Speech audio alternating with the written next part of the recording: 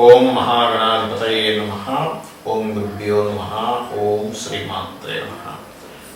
పరమేశ్వర స్వరూపమైనటువంటి జ్యోతిష, వాస్తు మరియు ఇతర అనేకమైనటువంటి శాస్త్రములను మనకు అందించినటువంటి మహర్షులకి నమస్కారం.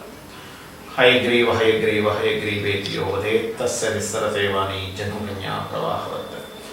అరుణాం కరుణాతరంగితాక్షీం ధృతపాశాం కుశపుష్పబాణచాపాం అనిమాదిభిరావృతాం మయూకైః అహమిత్యేవ విభావయే భవానీ. శ్రీమాత్రే నమః. ప్రేక్షకులకు ఆ లలితాంబిక అమ్మవారి యొక్క అనుగ్రహం పరిపూర్ణంగా కలగాలన్న స్ఫూర్తిగా కోరుకుంటూ మనం ఏదో చెప్పుకోబోయేటువంటి టాపిక్స్ ఏమిటి అంటే, వాస్తుపరంగా కానీ జ్యోతిష్యపరంగా కానీ వారికి ఆయా ఇబ్బందులు ఉన్నప్పుడు ఎటువంటి పరిహార మార్గం చేసుకోవాలి అనే ఒక్కొక్క దాని మీద మేము చెప్పుకుంటూ ఉన్నాం. అయితే దీనికి ఎండింగ్లో కొన్ని కండిషన్స్ ఉంటాయి. మనం చేసే పరిహారంలో కానీ, వాస్తుపరంగా చేసుకునేది కానివ్వండి, గృహపరంగా మన జాతచక్ర చేసుకునేటువంటి పరిహారం కానివ్వండి, అదేమిటనేది ఆఖరిలో చెప్తాను. ఆఖరి వరకు వీడియో వినండి. చాలామందికి ఫైనాన్షియల్ ప్రాబ్లమ్స్ ఉంటూ ఉంటాయి. దానికి వాస్తుపరంగా కానీ జ్యోతిష్ శాస్త్రపరంగా కానీ ఏమిటి అని చూసుకున్నట్లయితే, వాస్తుపరంగా చూసుకుంటే ఆగ్నేయ భాగము మరియు ఉత్తర భాగము లేదా పడమర భాగం, ఈ మూడు ముఖ్యంగా చూసుకోవాలి. ఫైనాన్షియల్గా మీరు ఎదగలేకపోతున్నారు అంటే ఆగ్నేయంలో ఏదైనా నీటి ప్రదేశాలు, అంటే చాలామందికి తెలియక ఆగ్నేయంలో ట్యాంక్ కట్టుకుంటారు. ఫైనాన్షియల్గా అసలు గ్రోతే ఉండదు ట్యాంక్ కట్టుకున్నట్లయితే. రెండవది, ఆగ్నేయంలో ట్యాంక్ కాకుండా కొంతమంది తెలియక నీలం రంగులు వేసుకోవడం. ఆగ్నేయంలో అంటే ఫైనాన్స్ దేనివల్ల వస్తుంది? అగ్ని ద్వారా వస్తుందని చెప్తూ ఉంటారు. అంటే ఉత్సాహం ద్వారా, ఎనర్జెటిక్గా ఉండడం ద్వారా కూడా ఫైనాన్స్ అనేటువంటి గ్రోత్ పెరుగుతుంది. ఆ రకంగా ఫైనాన్షియల్ గ్రోత్ రెండవది ఏమిటి అంటే గ్రోత్ తోడ్పడుతుంది. రెండవది ఉత్తర భాగం, ఉత్తరంలో టాయిలెట్స్ అవి ఉంటే కూడా ఫైనాన్షియల్ గ్రోత్ అనేటువంటిది రాదు. అంటే కుబేర స్థానంలో మనం ఉత్తరేనేది సంస్థ కాబట్టి ధనం పెట్టమని చెప్పారు శాస్త్రంలో. మనం కుబేర స్థానంలో ధనం పెట్టాలి. తీసుకెళ్ళి బాత్రూమ్ లెటర్లు కట్టుకుంటే కూడా ఇబ్బంది. పడమర మధ్య భాగంలో కూడా బాత్రూమ్ లెటర్లు కట్టుకోకూడదు. పడమర వాయువ్యంలో కట్టుకోవచ్చు, ఎందుకంటే అది బెనిఫిట్ జోన్ అంటారు. నిరుతులు ఉండేటువంటి స్థానం అది, వరుణులు ఉండేటువంటి స్థానం అది. కాబట్టి వర్ణ స్థానంలో కూడా అవి బాత్రూమ్ లెటర్లు కట్టకూడదు. వాటర్ ట్యాంక్స్ పెట్టుకోవచ్చు కావాలంటే వర్ణ స్థానంలో.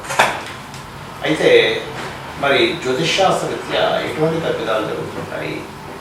ధనస్థానం అంటారంటే రెండవ స్థానం కానీ, పంచమ స్థానం కానీ, భాగ్యస్థానం కానీ, అదేవిధంగా లాభస్థానం కానీ పాడైనట్లయితే కూడా మీకు ఏమవుతుందంటే, ఈ ధన సంబంధించినటువంటి విషయంలో చూసుకున్నట్లయితే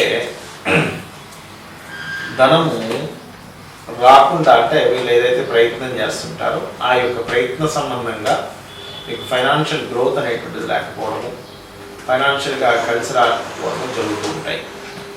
అయితే ఈ ఫైనాన్షియల్ క్రైసిస్ అనేటువంటిది రావడానికి ముఖ్యంగా ఈ ధనాధిపతి శుక్రుడు, గురువు పాడవడము ఇటువంటి ఉన్నప్పుడు ప్రత్యేకంగా ఫైనాన్షియల్ రిలేటెడ్ సంబంధించినటువంటి అంశంలో ఇబ్బంది అనేటువంటిది పెరుగుతూ ఉంటుంది.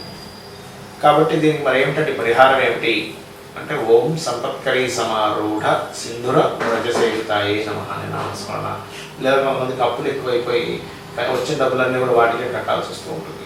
కాబట్టి దానికి ప్రత్యేకంగా అప్పులు తగ్గడానికి ఓం అపర్ణాయే నమః అనే మంత్రము లలితాసహస్రనామాల్లో, లేదా అప్పుల బాధలు ఎక్కువగా ఉంటూ ఫైనాన్స్ రావడం రెండు ఇంకా ఎక్కువగా ఉన్నాయన్నప్పుడు నవవిద్రమ బింబశ్రీ న్యక్కార్యరతనచ్చద, ఓం నవవిద్రమ బింబశ్రీ న్యక్కార్యరతనచ్చదాయే నమః అని చెప్పి చేసుకోవచ్చు.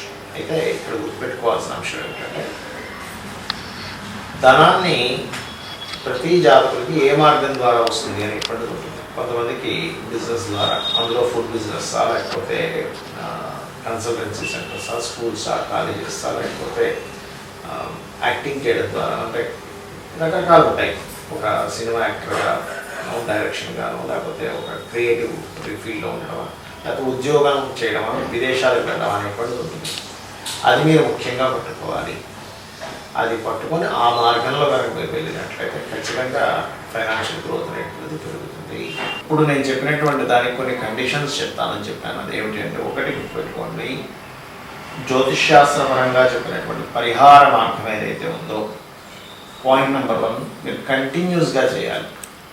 ఇప్పుడు ఉదాహరణకి ఒక ఆలయానికి వెళ్ళండి అని చెప్పాను.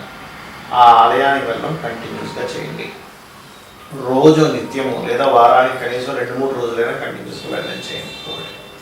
రెండవది, ఏదైతే మంత్రము చెప్తానో, ఉదాహరణకి ఉద్యోగ ప్రాప్తికి ఓం శ్రీమాత శ్రీ మహారాజ్ని శ్రీమత్ సింహాసనేశ్వరి నమః మంత్రం. చాలామంది ఏం చేస్తారంటే 108 సార్లు చేస్తానండి అంటారు. మీకు సంఖ్య మీదే ఉంటుంది దృష్టి, మంత్రం మీద ఉండదు. అలా చేస్తే ఒక 10 నిమిషాలు, 20 నిమిషాలు, అరగంట, 40 నిమిషాలు చేస్తే ఉత్తమం. రోజు చేయండి. అంటే ఒక ఉదాహరణ చెప్తున్నాను నేను. ఆ రకంగా ఏదైనా ఒక మంత్రం చెప్పాను అంటే ఎనీ వీడియోలో 40 మినిట్స్ చేయడం ప్రాక్టీస్ చేయండి. రోజు చేయండి.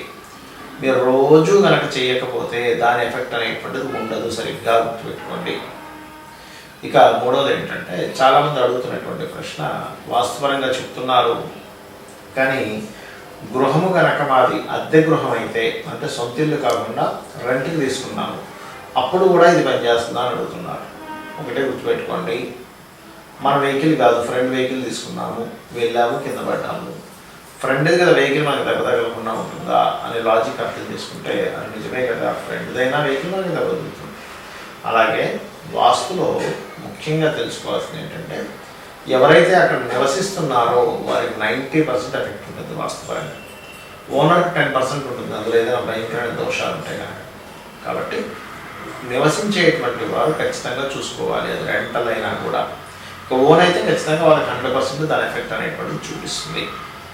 ఆ రకంగా మీరు వాస్తుపరంగా కొంతమంది ఏమంటుంటారంటే, మాది చాలా చిన్న ఇల్లు అంటే 2 రూమ్లు ఉన్నాయి, దేనికి కూడా వర్తిస్తుందా అంటూ ఉంటారు. ఒకటే గుర్తుపెట్టుకోండి, చిన్నదైనా గుడిసె అయినా, లేకపోతే పెద్ద విల్లా అయినా, పెద్ద బంగ్లా లాంటివి పెద్ద పెద్ద ఒక 5,000 స్క్వేర్ ఫీటు, 10,000 స్క్వేర్ ఫీట్ ఉండేటువంటివైనా సరే, ఏదైనా సరే వాస్తే. ఇక్కడ మరొక విషయం ఏంటంటే, చాలామందికి ఉన్న సంశయం ఏంటంటే, మేము గృహం కట్టుకున్నాము కానీ మా పక్కింటి వాళ్ళు ఆ గోడకేదో నిర్మించారు, అది మాకు ఎఫెక్ట్ వస్తుందని అడుగుతూ ఉంటారు. ఒకటే గుర్తుపెట్టుకోండి, మీరు మీది సొంతం ఎంతవరకు ఉందో, స్థలం కావచ్చు, అపార్ట్మెంట్ కావచ్చు, మీ లోపల ఉన్నటువంటిదే మీకు పనిచేస్తుంది. అలా పక్కింటి వాళ్ళు అస్సలు పని చేయదు. అనవసరంగా అపోహల్లో ఉండకండి. చాలామంది ఏంటంటే, వీళ్ళ గృహం కరెక్ట్గా ఉన్న పక్కింటి వాళ్ళు ఏదో పెట్టారండి, వాళ్ళు హైట్ లేబర్ కూడా, అందుకే మాకు ఎఫెక్ట్ వస్తుంది అనుకుంటారు. అలా ఎక్కడ కూడా శాస్త్రంలో లేవు, శాస్త్ర విరుద్ధమైనటువంటి విషయాలు. వాళ్ళు హైట్ కట్టుకుంటే వాళ్ళ ఎఫెక్ట్ మీకు ఎందుకు ఉంటుంది చెప్పండి. వాళ్ళు అప్పు చేశారు, పక్కింటి వాళ్ళు అప్పు చేస్తే అప్పు వాళ్ళు తీరుస్తారు, మీరు ఎందుకు తీరుస్తారు? అలాగే దోషం ఎవరైతే వాళ్ళ ఇంట్లో వాళ్ళు చేసుకుంటారో వాళ్ళకే ఎఫెక్ట్ ఉంటుంది కానీ మీకు ఉంటుంది. కాబట్టి ఎట్టి పరిస్థితుల్లో చాలామంది ఏం చేస్తుంటారంటే, ఏమంటే వాళ్ళు ఈశాన్యంలో బావి దగ్గరండి, అది మాకు నైరుతి అవుతుంది కదా అంటారు. వాళ్ళకి ఈశాన్యం, మీకు నైరుతి ఎందుకు అవుతుంది? అది మీ ప్రెమిసెస్ వరకే మీకు నైరుతి, వాళ్ళ ప్రెమిసెస్లో ఉండే ఈశాన్యం మీ నైరుతిగా సంబంధం ఉండదు. ఇది గుర్తుపెట్టుకోండి. ఇది ఎందుకు ఈ క్లారిటీ ఇస్తున్నానంటే, చాలామంది వాస్తులో లేనటువంటి విషయాలు ఇలాంటివి చెప్పి అనవసరంగా పిచ్చివన్నీ కూడా తయారు చేస్తున్నారు. ఇది గుర్తుపెట్టుకోండి. అలాగే మరొకటి ఏంటంటే, ఎక్కువగా ఇబ్బందులు ఉన్నాయి, అసలు తీరట్లేదు, ఉద్యోగం కావచ్చు, సమస్య ఏమైనా తీరట్లే. మీరు ఒక సంకల్పం చేసుకోండి, కనీసం 2 నెలలకి 3 నెలలకు ఒక్కసారి ఏదైనా క్షేత్రానికి వెళ్ళి వస్తూ ఉండండి.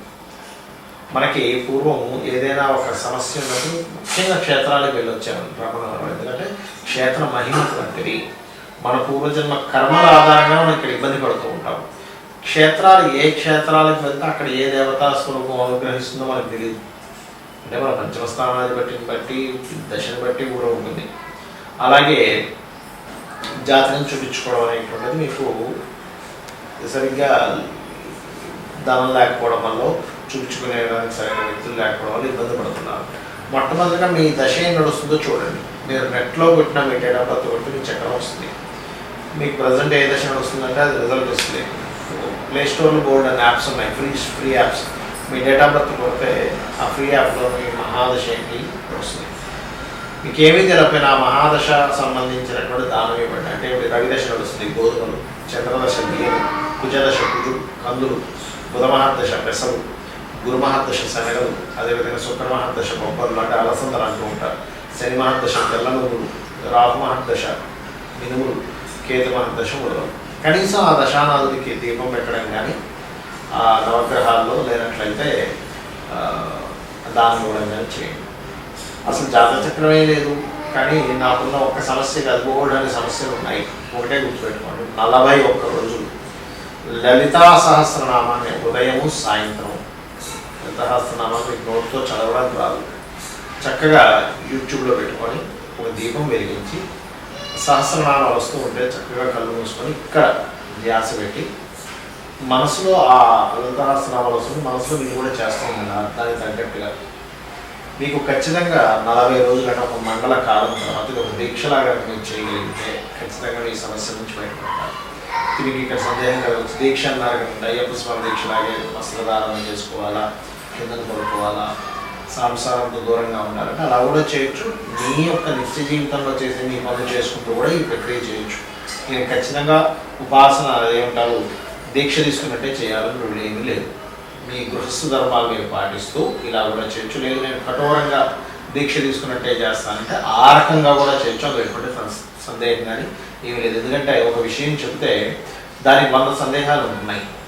శ్రద్ధ భక్తి ముఖ్యం, ఇది చేయండి. దీంతో పాటు వీలున్నప్పుడల్లా కూడా ఈ 40 రోజులు కూడా గోశాలకి వెళ్ళి బెల్లము క్యారెట్ వీటిని తినిపించండి. ఇంకా వీలుంటే ఈ 40 రోజుల్లో లలిత అమ్మవారి యొక్క సాధనతో పాటు ఇంకొక 2 సాధనలు చెప్తాను. ఇవి చేశారంటే 40 రోజుల తర్వాత మీ యొక్క జీవితం మీరు అనుకున్నట్టుగా మారుతుంది. అదేమిటి అంటే గుర్తుపెట్టుకోండి, చండీ వినడం, అనారోగ్య సమస్యలు ఉన్నాయా, అప్పుల బాధలు ఉన్నాయా, ఫైనాన్షియల్గా బాగాలేదా, లేకపోతే ఉద్యోగంలో బాగాలేదు, ఏదన్నా సరే సమస్య తీరుతుంది. చండీ వినడం ఈ 40 రోజులు కూడా ఉదయం సాయంత్రం లలితతో పాటు. మరొక విషయం ఏంటంటే పితృదేవతలకి అంటే మీ యొక్క పితరులు ఉంటారు కదా వారికి మీరు వారి పేరు మీద అమావాస్య నాడు కానీ లేకపోతే ఇంకేదైనా మీకు అమావాస్య దగ్గరలో లేదు, మొన్న అయిపోయిందండి ఇవ్వాలనుకుంటున్నాం, ఏదో ఒక రోజు ఇచ్చేసేవచ్చు, తప్పేం లేదు. పితృదేవతల కోసం అని చెప్పి నీకు వచ్చు. మీరు మీ తాతగారు తండ్రి గారు లేకపోతే మీ ముత్తాతగారి పేరు మీద ఎవరి పేరు మీద ఇవ్వగలుగుతున్నారో వాళ్ళ పేరు మీద ఇవ్వచ్చు. దీనివల్ల ఏం జరుగుతుందంటే మీకు టోటల్గా ఎప్పుడైతే లలితాసహస్రనామాలు చేస్తున్నారో మీకు కర్మ ఏదైతే ఆరాలో ఉందో ఆరాతో సంబంధం ఉంటుంది, షట్చక్రాలతో సంబంధం ఉంటుంది, ఇవన్నీ కూడా క్లియర్ అవ్వడం జరుగుతుంది. మీ సమస్యలు అలా చేత్తో తీసి పక్కన పెట్టకండి, జరుగుతుంది. కాబట్టి ఇది చేయండి, 100% మీరు సక్సెస్ అవుతారు. శ్రీమాత్రే నమః.